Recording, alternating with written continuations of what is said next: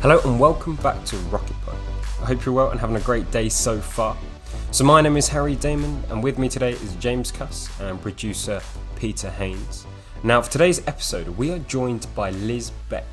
Now Liz Beck is an executive coach and NLP practitioner, and what NLP is neuro-linguistic programming. Now I'm not going to give any more away as she joins us now. So good morning Liz, how you doing? Yeah, I'm good, thank you. It's nice to be with you all. No, it's great to have you. How's your week been?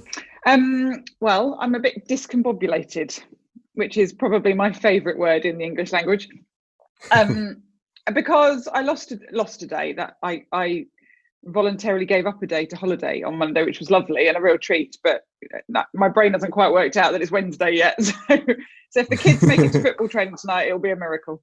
Yeah. Otherwise, I'm good. Amazing. So trying to get out of the holiday mode and back into the work mode a little bit. Awesome.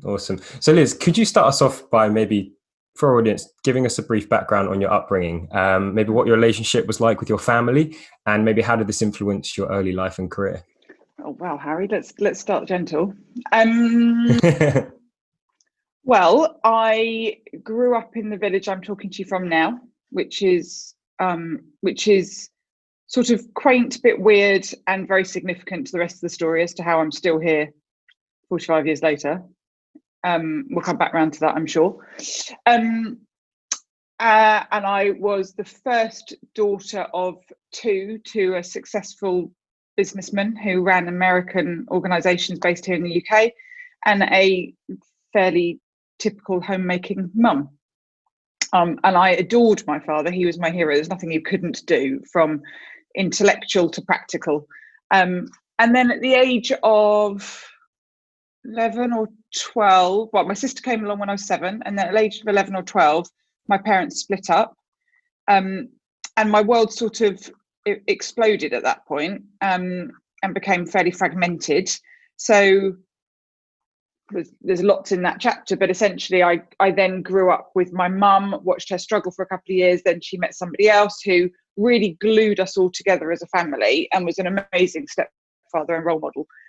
So we were very, very blessed to have his influence come into our lives. And then he was tragically killed in a car accident when I was 22. So this individual who had represented saving, essentially, and being the saviour, was just simply taken away from us in a very explosive kind of car accident. And it was 3 weeks before I was getting married. So it was a very strange kind of pressure pot time to be going through that process. So, significant life events that shaped the trajectory of where we're going to go and how we're going to get there, I suppose. And what came from that fairly quickly, I think probably through stress, was my mum's breast cancer, and almost simultaneously my sister's anorexia, which was triggered by a row essentially she'd had with our stepdad before the accident. And so that hadn't been resolved, and he was now not here anymore. So she was left with this undealt with issue. Subsequently learnt much more about mental health issues and addictions, which anorexia is, but there was a propensity ready to be lit, and the crash and the unresolved row was the ignition, really.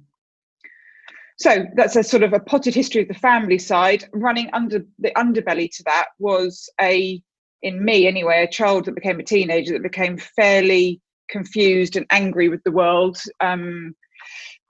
Feelings of rejection, feelings of confusion, feelings of being unable to process things. So I essentially was asked to leave school, 15 and a half, really, was unraveling quite spectacularly, I suppose, is the short way to describe it. We'll leave some of the colour out in case my kids ever listen to this.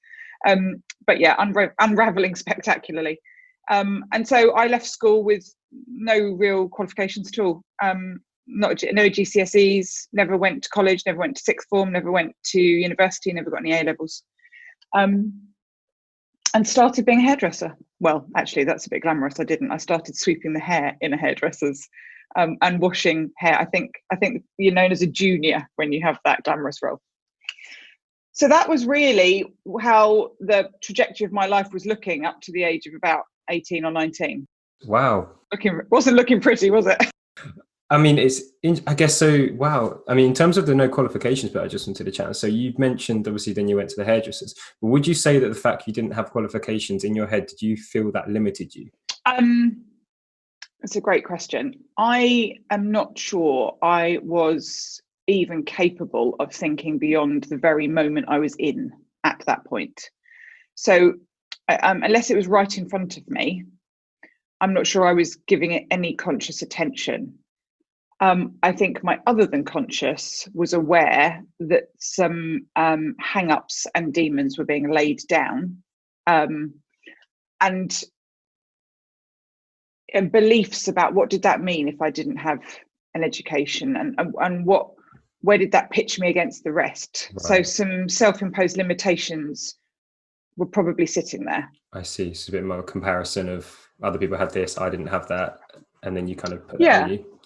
Okay. Yeah, but interestingly, I grew up with a father, before they separated, who was a very driven and successful businessman, and who would lay down some key mantras. I have a sense that we all grow up with certain mantras in our lives, the family messaging, the family connotations. And one of the ones he gave me, for good and for bad, because there's light and dark for everything, was, be the first in the office and the last to leave, because there'll always be 100 people in the job queue ready to take your job off you. And you've got to think this is generational. So we're early 90s. And what he was instilling in me was this work ethic, this get up, show up, and put yourself in the right place with the right attitude, and you'll be okay. And so although I was aware of not having the academic backing, at the same time, in some ways, it didn't limit me, and it wasn't getting in the way, because I had this other message that had come from someone I really respected and loved, early on in my life. And that one belief trumped the other, and that enabled me to drive forward. Yep. Definitely. I think that's a brilliant message. And there's so many people out there that don't have that qualifications and things and will limit themselves, but actually you don't need them. If you have that other lessons, that other mindset, that sort of thing, you really can do whatever you want, really. I guess one mantra that I got told is, you'd rather be a minute early or an hour early, than a minute late, sort of thing. I heard of a speech, and it's too true. It is. I've sat outside meetings just waiting, because I'd rather be there early and arrive bang on time or just before than be brushing around and being late. Okay, so following the hairdressing, would you be able to take us a little bit further on in your career? So I distinctly remember washing someone's hair once. Now, you guys might not know, but when you go to the hairdressers as a lady, you'll have your colour washed off, or you'll have your hair washed in preparation, and you'll sit at a chair with the wash bowl behind you. So someone's washing your hair from behind. And I remember a day when it was no different to any other day particularly, but the conversation was another groundhog moment, where this lady was telling me about her husband's job and what she was going to cook him for tea that night. And I stress to remember the era we're in. We're in the early 90s. So this is not an untypical pattern, and I make no judgment about it. In fact, if anything, there are days I crave to be having those kind of priorities in my life now, because we swing our pendulum. But I remember distinctly thinking, there's a real possibility I'm going to turn the tap up too hot, or strangle somebody with the washing hose, because I don't think I can take any more conversations that don't have any depth or meaning or mental stretch. And there was this space where there was I suppose an awareness that on paper there was a version of me that didn't stack up spectacularly because it didn't have the requisite qualifications, and yet there was this actual version of me that was challenging and sparky and bright and determined and bored out of her skull listening to this. And so there was a gap that I needed to somehow fill. Much of what I'm telling you is in the benefit of processing in hindsight. I certainly wouldn't have known this in that moment, but I did know the feeling in that moment, which was kill me now, can't take any more of this. And it wasn't the hairdressing that I couldn't take any more of. It was the lens for the future and the possibilities ahead. The thought of me staying in this space was what felt oppressive rather. So I thought, I don't know what to do now. This is a problem. And I'm only really working this out now as I'm saying it to you live, because what I did was something that may or may not seem normal to others. And I went home and I got out of the wardrobe. Oh, it was horrific. This bright red suit with shoulder pads, dreadful thing it was, but I keep stressing the era we were in. And I put it on and I lived in Horsham at the time, and I literally went round door knocking on businesses looking for jobs.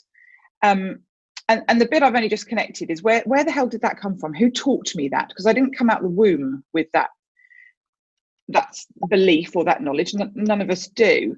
And I think it was my nan, my brilliant, vivacious nan, who walked into a room and lit it up. And she would always say, pick yourself up, brush yourself down, put your lippy on, put a smile on your face and get back out there. So there was this innate sense of just get out there, smile and be determined. So I door knocked. And eventually I knocked on the door of a chartered accountants in Horsham. It was called the Alan Kent Partnership. And Alan Kent was the leading partner, and he was looking for a PA. I was sweeping hair at this point. So he's looking for a PA to the senior partner. So for some reason, he let me in the building to start with, and we had a conversation. I think I was 18. And he said to me, I was full of the usual patter and charm. And he said to me, look, I'd love to, but I need a serious PA here. I'm a busy man and you just don't have any experience. And I said something along the lines of, I know, but I guarantee you it'll be the best hire you ever make if you just trust me and give me a chance. So he did. Call him brilliant or foolish, I don't know. Thankfully for me, on my first day, he was out for the entire day because I spent the entire day in the toilets with the Microsoft Word manual trying to work out how to use it. Had no idea how to use Word or Excel. Anyway, bit of grit, determination, the ability to read. Nothing's rocket science. It wasn't brain surgery on children. So I could do it. I was determined to believe I could do it. And, I made lots of mistakes, but that's what learning's built from, and got that job. So did that for a while, first office job. And I thought I quite like business. I quite like the notion of supply and demand and profit and margin and what's the difference between all of these numbers. But I also had this itch for human behaviour. I was a dreadful people watcher. I used to sit in Peary's Place and just for hours watch people go by. I hadn't put the connections together. And I think frustrated psychologist probably. But in my head, that ship had passed. I'd left home. I had bills now. This was something I wasn't going to go back into education. So I started to get curious about what was then personnel, this space where some sort of human behaviour and the commercial business context start to come together. But again, I had no experience. So I applied for an HR administrator's job. And because I had some PA experience, that enabled me to get that role. Started, had a great boss who believed in me. I was very lucky to have male bosses for most of my career, and they were willing to put me in a job that was about a size too big for me each time, and then create enough space for me to try and fail. And they would invest in me, and they sent me on courses, and eventually they sent me on my postgrad CIPD learning for HR. And bit by bit, I went from HR administrator to get the first level of qualification, and then up into an officer and advisor and a business partner role, and moved through. And so that career path kind of went from that first HR administrator's job into smaller organizations where I had more remit, big fish, small pond stuff, and then eventually into Novartis Pharmaceuticals. So big pond, tiny fish, great boss, over promoted me. And then when we were out of public eye and my knees were knocking, he was supporting and helped me grow. And bit by bit, that led to the role at the Body Shop and looking after HR for the UK there. And that's really how the corporate career on paper, at least, unfolded. You definitely you could your upbringing, as you'd mentioned, your father almost gave you that discipline or and that work ethic and that determination, and then your grandmother, just saying brush yourself off and get back on your feet. and then your stepfather obviously had that provide that emotional support and that stability, and I guess that equipped you well. I mean, obviously you made your own luck by putting on that red dress, but also you got to the point where you couldn't take it anymore. And I always think about when people hit rock bottom, and there's different levels of rock bottom, but even if it's like I can't bear this anymore, it then creates that action, and you've got to, well, I think some people might put up with it and stay, but you saw the window and you had to change something, and then you've kind of progressed since, and it sounds like you've had some great bosses over the years, but you've always pushed yourself. I mean, that has to come from within, doesn't it? Because what's your how would you describe drive? Obviously in HR you've seen all different types of people and in different roles. What is your relationship with drive, and how can you put your finger on what that is? It's a great question. Lots of things you just said. I mean, there's degrees of rock bottom, and certainly that moment in the hairdress is nowhere near some of the other versions of rock bottom. However, it has something that they all share, which is the ingredients or the essence or the infusion, however you want to describe it, of when something is enough. And I think enough is a really important word for us all to have some understanding of our relationship with. How much is enough money? How many promotions are enough? How many cars are enough? How many houses are enough? How much misery is enough to change? And it's different for each of us. So the motivation is either away from or towards. We are hardwired to our basic kind of evolutionary principles. Get away from pain. There's a saber-toothed tiger chasing you. It's going to eat you. Get away from it. Our adrenal response kicks in, we run, and then we're supposed to rest that down and breathe through and re-establish our nervous system so that we can perform again. It's why athletes don't run and train at the same pace 7 days a week. They have built-in rest periods for exactly the same reason. It's why a dog will run when you throw a ball and then it will come back and sleep and rest its breathing and recover. And I digress slightly, but what humans, we don't do so well, despite being the more sophisticated species, it's alleged, although I'd give that a good debate when you look at what we do to our own habitat. We live in a system where, without being clear about what is enough, we have a habit of putting ourselves into high adrenal state almost permanently, because we live in a world where we're so exposed to external influences that tell us enough isn't there, it's up here, and off we go again. So we create quite a bit of stress in there, and sometimes this drive question can be confused between what is it for me and what is it I'm allowing others or the world to put onto me. And this point about my dad is really interesting because, like I said, everything's light and dark. The light is, it made me ambitious, it made me driven, it made me get up and do stuff, combined with my nan's messaging as well. But it had a dark side, which is that when overplayed, it created a form of self-harm, as most of our kind of behavioural patterns do. So in the corporate context, without having clarified enough for myself, just taking dad's messaging, if you can imagine, it's like building a house without building the foundations first. So I'm just running the be first, be promoted, be last to leave the office. So I'm knackered, I'm burning out. And essentially what I've turned myself into is a performer, but I don't mean a high commercial performer. I mean, think of the word performer in its truest sense. Go onto the stage as somebody else and perform. Put on a show for the audience. And that's an unhealthy version if you sustain it for too long, because you're in that permanent adrenal state. So I guess, the question about drive is, have we stopped to consider what is enough for each of us? What are we motivated away from or towards? And is that going to create the energy and the force to move forward with something? And it's different for all of us, but I work a lot with people who haven't stopped to explore those questions, and they're on a treadmill of just more. And the question for me is, well, what will be enough? And when you've got that, what will that mean for you? Have you sat with that? That's really that is an very interesting interesting. space. So do you believe in a balance? Is a balance achievable, or is a balance achievable? Yeah.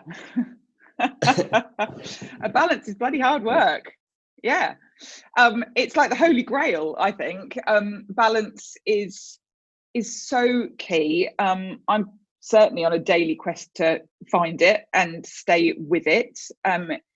We have so much around us pulling us off balance all the time in every respect. It's our relationships, our workspace, our parenting. And that's why I think it's really important to be mindful of the company you keep, and to be clear on the practices you have in your life for, however you want to describe this, balance, health, well-being, the whole psychological system. If your body, mind, and soul are not in some form of alignment or balance, you are going to have challenges in your mind, body, or soul somewhere. So the question for me is, how do we help mind, body, and soul stay in balance? And the answer is practice. So what are you practicing? Are you practicing being a great alcoholic? Are you practicing being a great gambler? Are you practicing being a workaholic? Or are you practicing your meditation, or your spiritual connection, or your food interest? What are you doing that are the practices that keep the equilibrium in your nervous system? Because your nervous system, this is not some fluffy nonsense, your nervous system drives your brain's performance. So if anybody wants to challenge about, oh, that's all just, cross-legged meditation and candle lighting stuff, you crack on, but your nervous system's connected to your brain functioning. So I think balance is critical, and it's hard to find, so you be careful what you're practicing.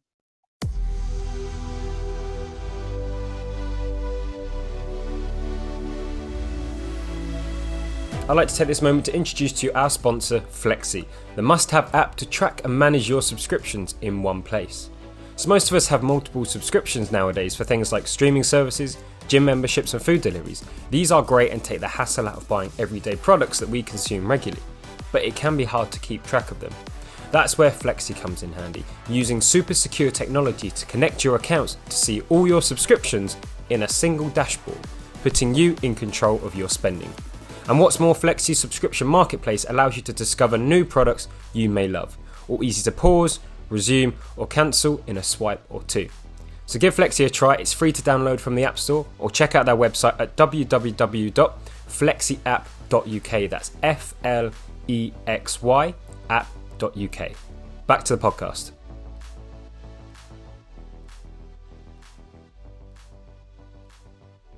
And like you said earlier, it might mean, balance is different for every individual, potentially.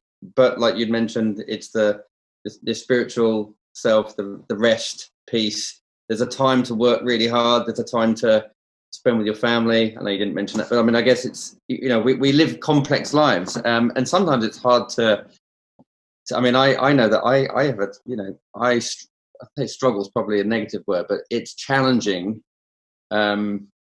to because you can't keep everyone happy all the time, and there's certain things to do, but when is enough? When do you think? Harry and I talked about this, didn't we, last week, as far as feeling guilty when you're not working. We had this conversation around that, and there are times when you need to put both feet in and work your socks off, but when have you done enough? you need rest too, like you just mentioned this. Yeah, and I think that it's a complex area, but when you think about, I feel guilty for not working, my encouragement would be to notice you feel the guilt, but know a feeling only comes from a belief. So the triangle is, I have a belief, the belief creates the emotion or feeling, and that drives the behavior. So if I believe not working is bad, I will probably trigger guilt, and guilt will make me work harder. The question then is, what's the consequence for that? will that in short term give me great success, or will it suffer my family or suffer me? Or, you've got to assess and analyze it for yourself. But the starting sequence for the behavior reversing to the emotion begins with a belief. So my real question is, who does that belief belong to? Because none of us, we didn't come out of the womb with it. We collected it somewhere. We basically go into the world and all these bits of Velcro beliefs suddenly attach themselves to us. And we don't often peel them off and go, I'm not sure about you. We take them and then they get really well glued on. And just like my dad's one, his belief, because of his generational upbringing, was the dole queue's long. You better be the first in, the last out. And it was a belief he passed to me. It served me by making me ambitious. It also hurt me by making me exhausted. So the examination of the belief, is it mine or did I get it from someone else? I love the idea of this dark and light, because and I think we're all conditioned a certain way, depending on our upbringing, depending who, like you made a comment, Liz, about who you surround yourself with. There's relationships we outgrow in different parts. It served you for that period of time and then you discard it. But then you might look at these little patches on you and say, okay, and recognize there's a light and dark. And when it starts to hurt you, you might want to then step away. You're always going to have triggers to make you feel these feelings. I mean, if I may, so my family, we sold 95% of everything we owned in 2012 to finance a world trip. And our children at the time were 5, 7, and 9. And everyone tells you, when you have children, you can't do anything. Anyway, but for us to do that, we literally had to sell everything. And I remember the reaction from my wife's grandfather. He was so angry we were doing it. I mean, literally, he was spitting blood, effing and blinding. He said he was saying irresponsible. He said a day not worked is a day lost. Again, that's his belief. And he was so angry. And we found that when we did this, you got two reactions. Either people were so excited because it was amazing, or they were angry. There was no in between. It was the best thing we ever did. We were off the grid for 18 months. We were nomads. And then, of course, you get a job and you start building back up. And, I've never looked back. Materially, you start accumulating stuff again. But it was the best thing we ever did. It's a great example. It's a fantastic example because it speaks to so many things. One is Granddad had a set of beliefs. Doesn't make him good or bad, right or wrong. They just were his set of beliefs and he shared them with I think about the triangle: belief, emotion, behavior, with such emotion because of how strongly he held them. And they would have made perfect sense to him in his context as a man of his generation. You didn't share those beliefs, so you must have held some other beliefs as a family that said this is worth us doing. We're motivated towards that. We don't share the fear that you're describing. So it talks to people's maps of the world. I talk a lot about what's your map of the world, because your map and mine are not the same. So be really careful with the language we use, because if I pick the wrong word about my opinion, I could trample all over your precious map. And you see this a lot particularly with equality issues and diversity issues. People have a strongly held belief or opinion, and they'll articulate it and it will go smack into the map of somebody else's world. And this is how we have conflict, and we have wars, and we have lack of understanding. But you also talk about what's the definition of riches, actually. To Granddad, you are absolutely wittering away and making unsafe the future for your family in his map of the world. To yours, you've collected riches of a depth and memory and emotional somatic context that no new sofa could ever touch. So, and this is why nobody's ever right. There are no truths. There's just our version of the truth and how we deploy it. Yeah, nicely said. That's brilliant. I like it. Super interesting. And actually, Liz, you mentioned a couple of things earlier about obviously the influence from your nan and your dad, and obviously that belief and stuff. But I'd be interested to touch on actually social media a little bit, actually, and maybe the fake belief that is getting implanted. Social media is not the problem. The problem is the relationship we're having with social media and the beliefs we're holding. And it's back to the bricks without the foundation. It's like, if we haven't got solid foundations in terms of ourselves, then the bricks of social media, you should drive this or look like that, they're very easy to be landing fragile. And the most important relationship we need to have is the one with ourselves, because the one thing I can guarantee is life will not go smoothly for any of us. Miserable as that sounds, we will all experience financial challenges, health challenges, relationship breaks up, rejection, death, and trauma. Miserable as that is. And so if we haven't become equipped inside ourselves to handle that stuff, and that doesn't mean breeze through it, that just means handle it, then we're going to really struggle. And so I have a concern when so much of social media has us working outside ourselves. My hair, my skin, my clothes, my size, my job, my car, my girlfriend, my boyfriend, the external trappings. No problem with having them. I don't live in a shed. Right? I've got a nice house and a nice car and a nice wardrobe full of clothes. But there's a difference between having those and being critically dependent on those, because when the next trauma comes in any of our lives, you need to be able to come home to yourself. You need to know, what have I got to hold on to? What are my practices for mind, body, and soul alignment? And if the answer to joy or happiness is based on the number on the scales or the size of the trousers or the car on the drive, you could be a little bit knackered when the tough times come. So for me, it's about building your equipment and your resilience. Like, you're about to go over the trench. Have you got your armory? Are you ready? Because it is not going to be a smooth battle out there. And the best example, well, I've got a few examples of this, but I suppose the best one I've got, and it's current for me, is we have 4 children, and one of them is 15, and he 10 days ago went to school. He's 6'1", legs like you've never seen, and he went to school, 160-year-old, originally Catholic, run by nuns school, and strode through the gates in the girls' skirt uniform. First boy ever to do it.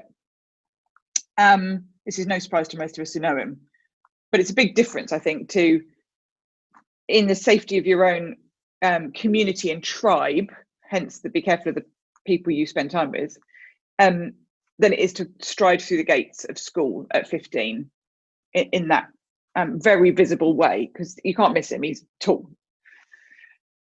And I thought a lot about, what's the world going to serve back up to him? Because, the world's capable of cruel stuff, and it'll be based on other people's beliefs and their maps of the world and what they've been taught and all the stereotypes and everything that exists out there.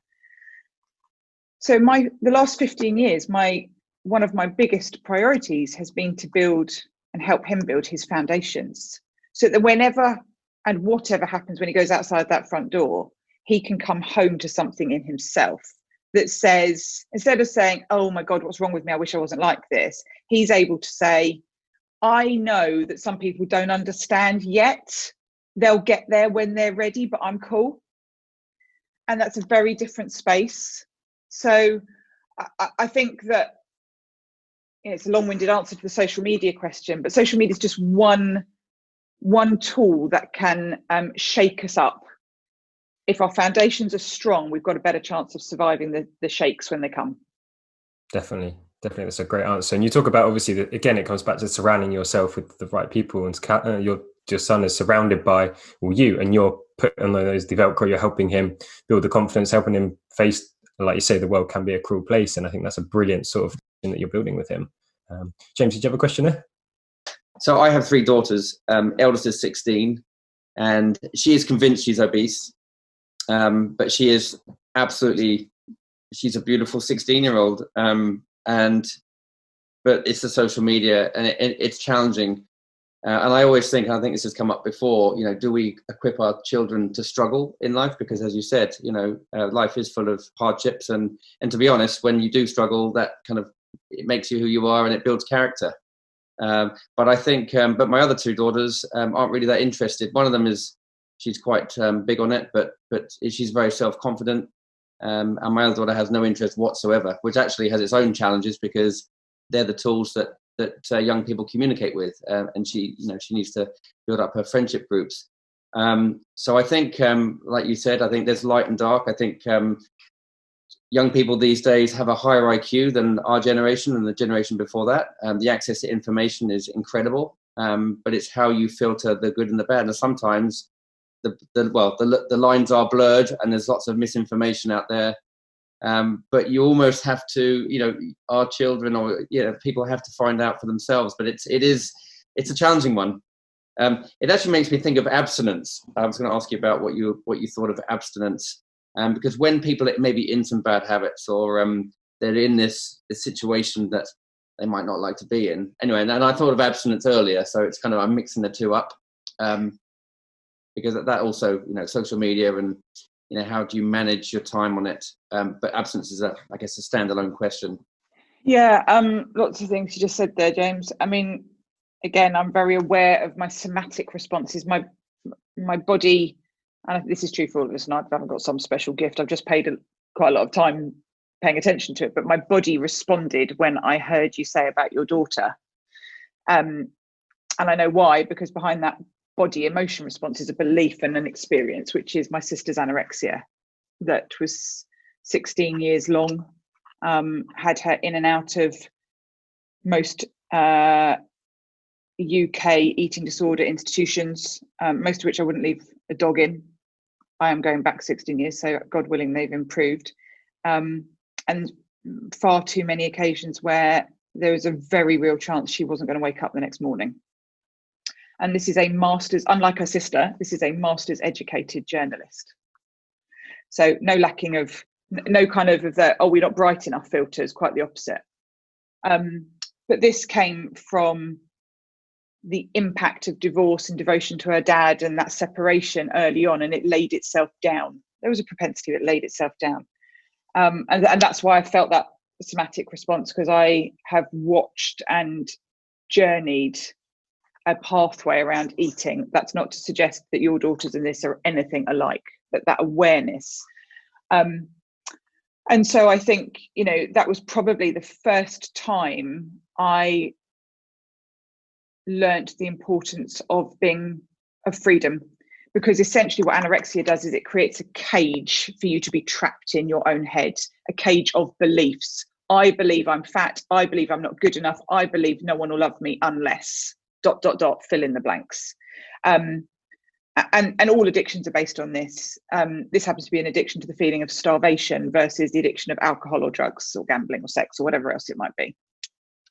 And I think I didn't know it then, but it was in those 16 years I started to develop my obsession with being a freedom fighter, essentially. And so the work I do today, way outside of the HR stuff, is around coaching people who can, yes, they might be a CEO of a business. Yes, they might be doing a turnaround. Yes, they might be building a new organization. But fundamentally, to be a great leader, they have to know themselves to be able to turn up in congruent alignment with themselves, because it all goes horribly wrong when things are not aligned and organizations don't trust their leader. Slight digression, but that's the connecting part. And what I find is many of us are not free from our own beliefs. They cage us in some form or another, even if it's little snippets like the guilt belief, it cages us, or the be the first in, last out belief, it cages us. It doesn't give us the freedom.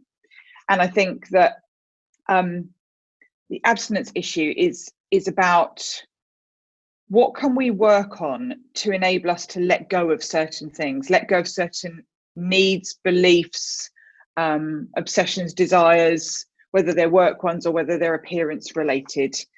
And as parents, there'll be many that don't share this view, and I'm certainly not an authority on parenting. I just have 4, they don't come with manuals, like we're all making a mess of this. That's half of the generational passing on gift. But I've taken a view with the children that in the same way I wouldn't give them unlimited access to alcohol, I'm not going to give them unlimited access to tech either. And they can hate me as much as they would if I didn't let them go out in a push-up bra or drinking vodka with a straw. And so I just follow the same rules in my mind of my job as your parent is to be your parent first and your friend second. And there are some boundaries that I may get wrong, but my job in this chapter of your life is to make my best judgments. And if they're wrong, we'll talk about them later when you're an adult. But for now, unlimited exposure to an Xbox or a social media platform is the same as giving you a packet of 40 fags and a lighter. I'm not going to do it.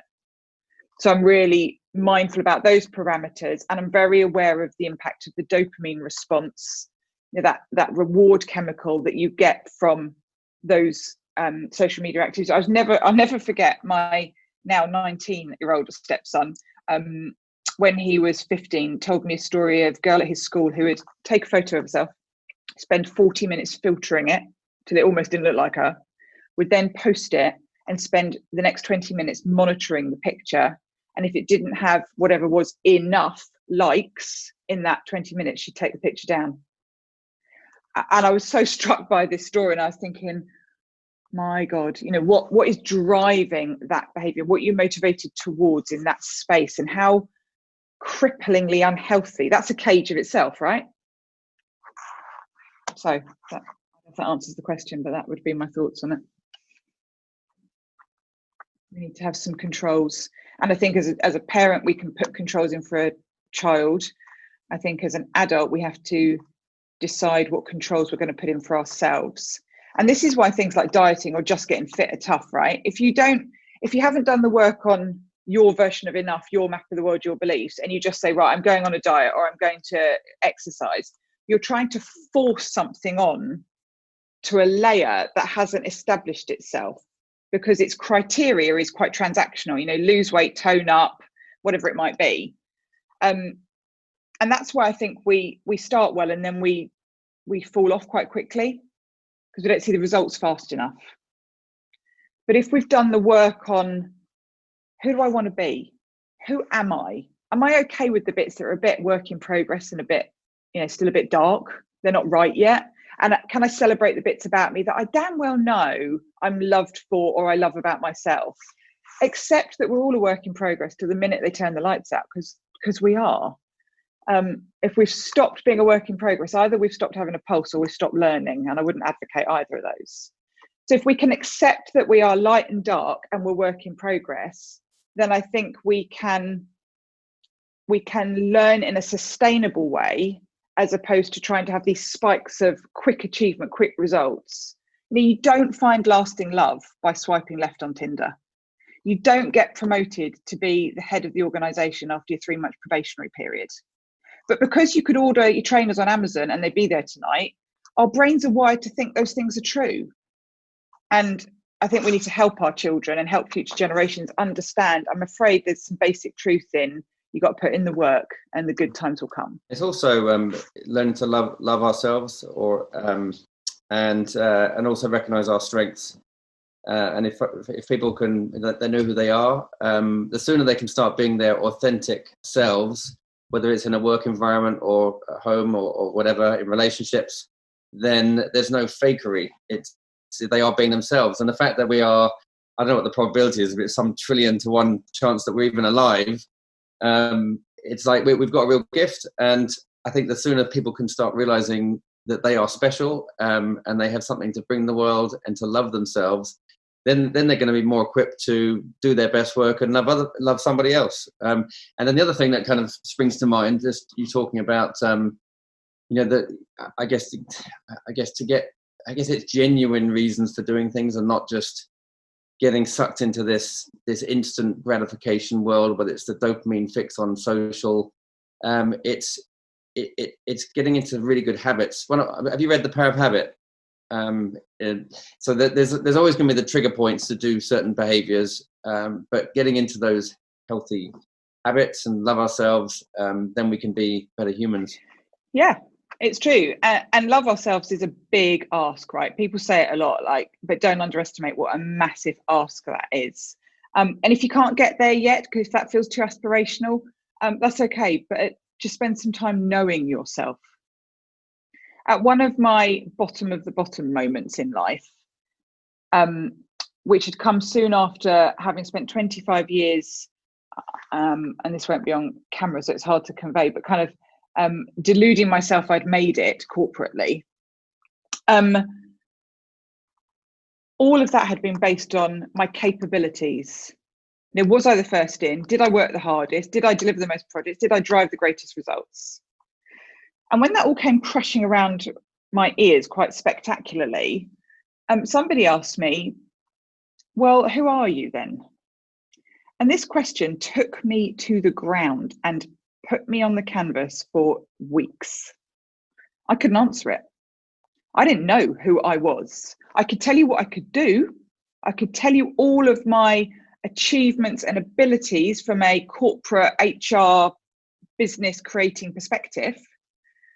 I couldn't tell you who I was, and I couldn't tell you what was enough for me. And as I say, it took me down and it held me down for some time.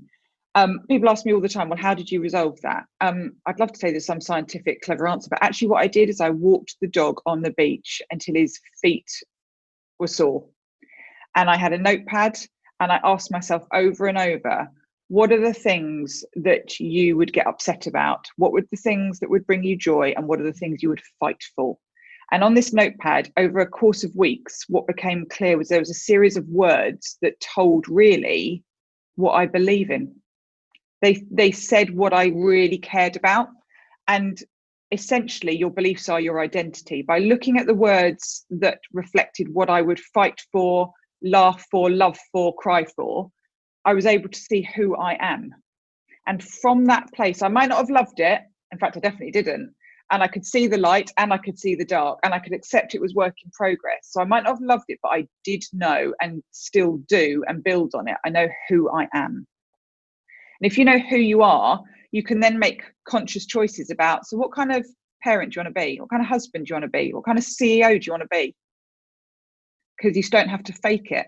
And I had a coaching client yesterday afternoon who 3 times he said to me before I stopped him, I just want to be able to live with myself and be like everybody else.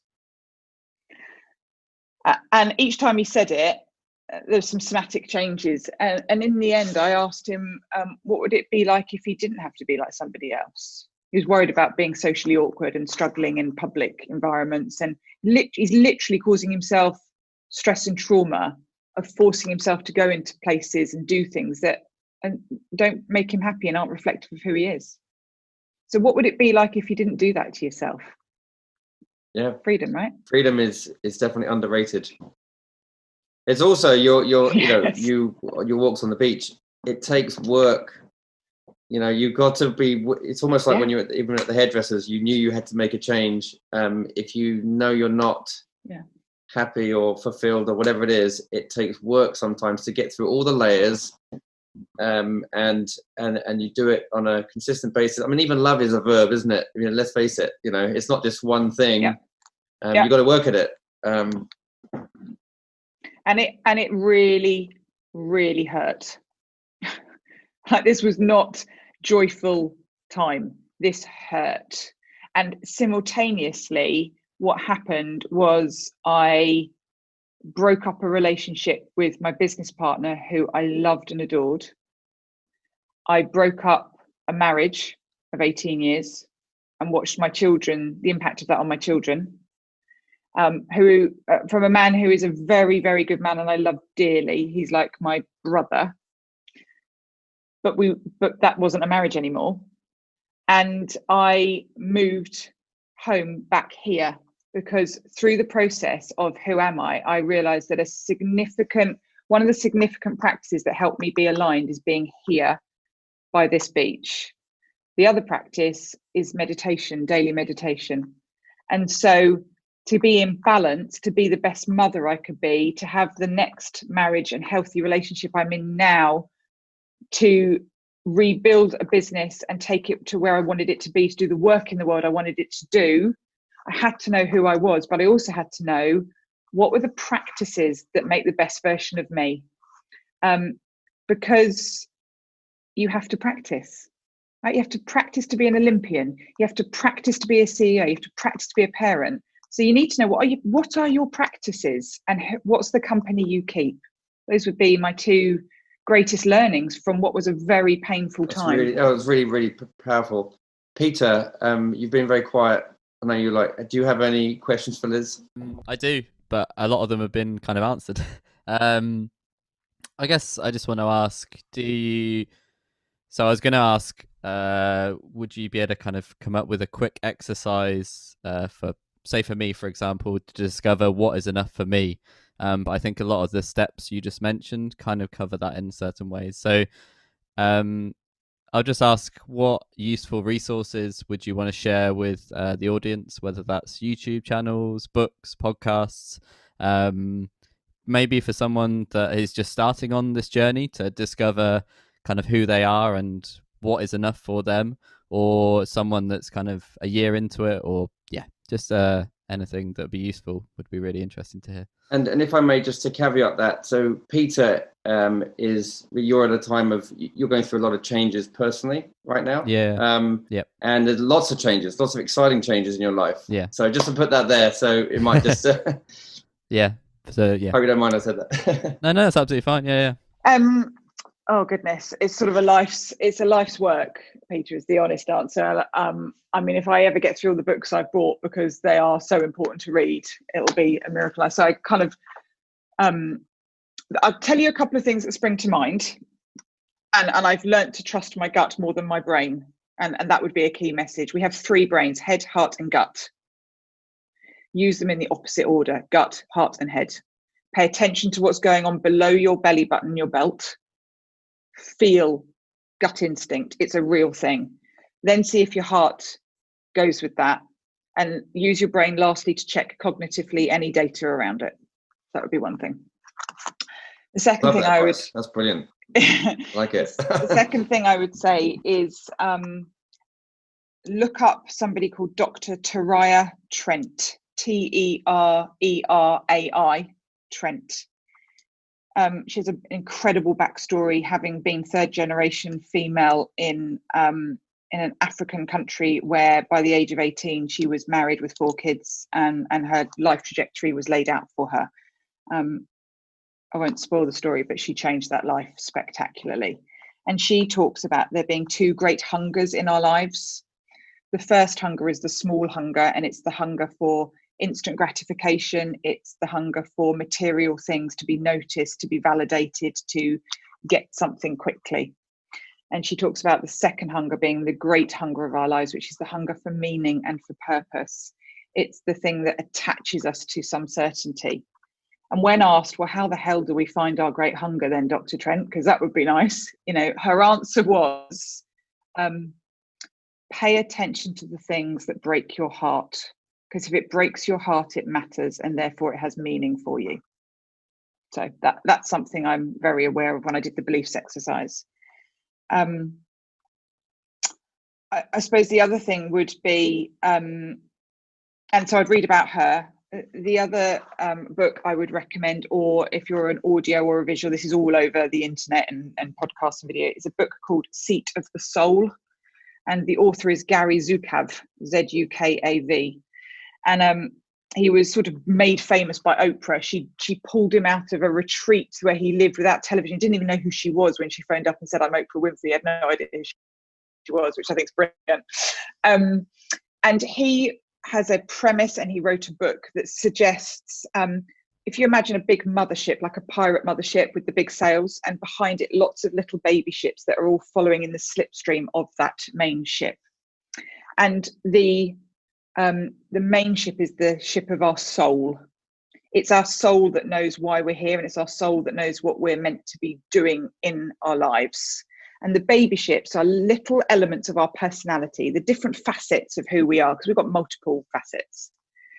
And he describes that when the baby ships are in the slipstream of the mothership, things feel like in tune. We've all had that feeling. It doesn't last as long as we'd like, but it's like, this is a bit zen. It's working. I'm on my path. It feels like I've got a plan. This is going to run. And then we get those interruptions in our life where things feel a bit more kind of like, it's like a kind of scratchy. It's not settled. It doesn't feel right. There's something palpable and we can't quite get to it. And he suggests that that's an indication that one or some of the baby ships of our personality have slipped out of the slipstream.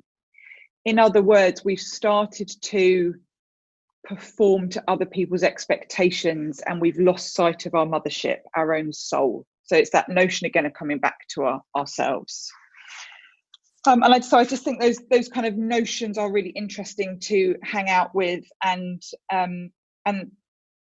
get bits of paper and just scribble down words that represent, what do I love, what do I hate, what would I fight for, what would make me cry, what are the beliefs I hold, who gave me that, is it true or is it false? Don't bin it just because someone else gave it to you. It might be useful to borrow, but don't just take it automatically. And through that scribbling and drawing, a very emergent picture can start to come. So I think they're two really great kind of authors and teachers.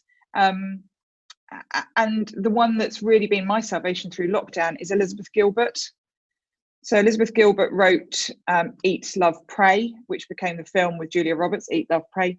Bit cheesy chick flick, but it's okay. But what Liz Gilbert's gone on to do is really immerse herself in her practices, and talks a lot about this journey of finding balance and alignment in yourself and making life choices, relationship choices, career choices. This is not kind of a Zen yoga-y retreat fluffy nonsense. This directly correlates to some of the world's greatest leaders. The Steve Jobs of this world would have been very clear about practices. Oprah does. It's all you got to do is look at an athlete or a sporting team to look at what they do to be high performing, and it starts with this stuff. That sounds great, and I guess it comes back down to what's enough for you. That enough message that you've been sharing throughout the whole podcast is that figuring out what is enough for you, but also what really kind of makes you happy. Sort of. Well, we are sadly running out of time, but I guess two final things from me. So Liz, quickly, if we could arrange you to have a coffee with anybody, who would it be and why? Nelson Mandela, because even saying his name moves me to tears, and I feel it here. So I know that matters, because I'm a freedom fighter, and he represents that journey. And his book title, I think, sums up everything we've talked about in the journey of life, which is a long walk to freedom. There is no instant gratification. It won't work like Amazon. It's a long walk, and you need to be equipped for the journey. And I guess one final thing, if people want to get in touch with you, want to follow you on social media, want to check out your consultancy, where can they find you? That's a great question that I'm really rubbish at. They can find the company website, so the consulting part of my world, which has the HR and the skill development and the coaching stuff, but the coaching stuff would drift into this territory we've talked about more, at aspiringhr.com. And they can find me on Instagram at Liz Beck Coaching. Where else should they find me? They can find me on LinkedIn at Liz Beck. So hopefully that gives enough ways to get to me. Perfect. Sounds good. You can also see on your website, you're on BBC News. Oh, so I was. Perfect. Fantastic. Yes. You as well. Yes. So, there you go. Great. I think that was really insightful. Thank you so much for being a part of Rocket Pod. It's been really nice to meet you. My pleasure. Yeah, really loved the conversation. Thank you for asking me. Thank you as always for listening to today's episode of Rocket Pod. I hope you enjoyed that conversation with Liz as much as we did. And something that I really enjoyed about that conversation was learning about that Velcro scenario, where when you're born and go throughout life, you have all these external influences and factors and lessons that kind of are stuck to you.